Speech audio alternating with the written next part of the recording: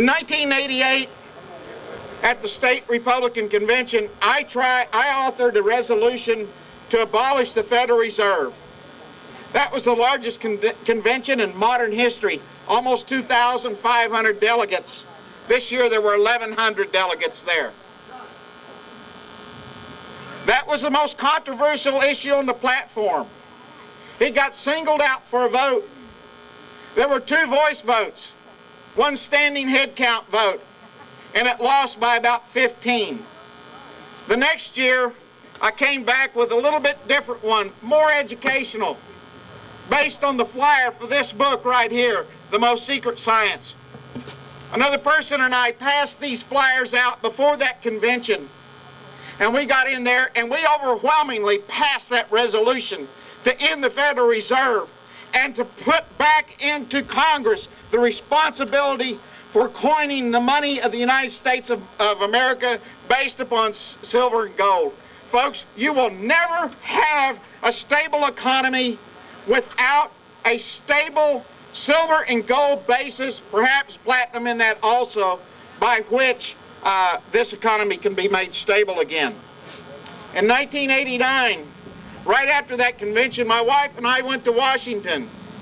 We visited the Federal Reserve Bank there, and my wife took a picture of me with my arms trying to be around the column of the Federal Reserve Bank in Washington.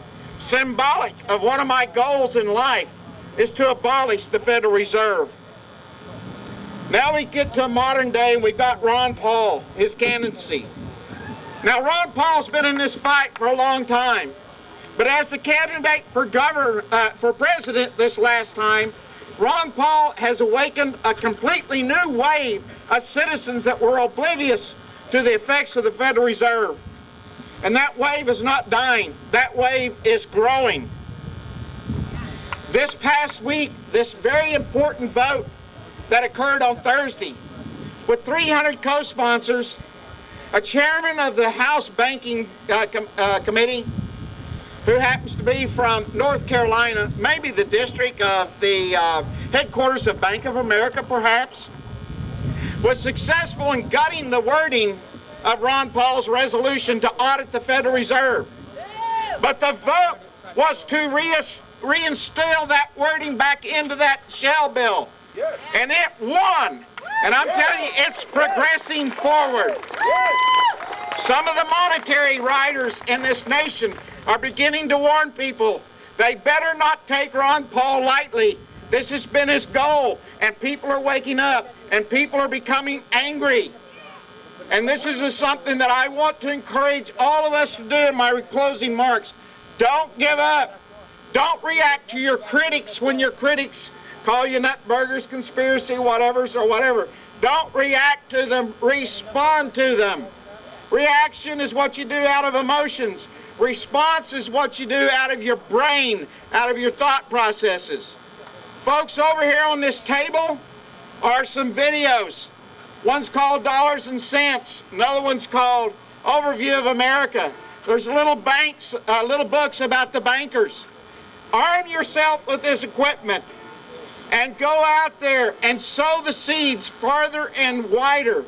I'll give you one story of how this is done, and then I'm closing. My wife and I go to a restaurant in Guthrie about once a week. There's a young man there, it's a student at UCO. I began to throw some bait out to see if he's interested, and I found out he was an Obama supporter. But the more I talked to him, the depth of his support for Obama was just under the concept of hope and change. He had no substance by which he began to support him. So I presented him with the little Davy Crockett book, which is also over on that table, called Not Yours to Give. And I talked with him a little bit. The next week when I came back, he'd read the book, and he said, I see what you're talking about. Then I gave him the book, The Law, one of the most important books you'll ever read. Then I came back, and lo and behold, he's starting to read the book, The Law. Then I gave him the tape, Overview of America. I came back last night, and I asked him, now, you've seen Overview of America. Have I given you Dollars and Cents yet? Which is really a lot about the Fed. He said no, but he said, I'd love to see it. He said, I gave my Overview of America DVD to my history professor at UCO. She showed it to the whole class. Now, folks, sow those seeds. Sow those seeds. Get the stuff and use it. Sow those seeds. The more we spread this understanding, the more danger and threat that the manipulators are under, and the closer we are to restoring our nation to sound money again. This is all about a choice of slavery or liberty. Don't ever take it lightly. Thank you.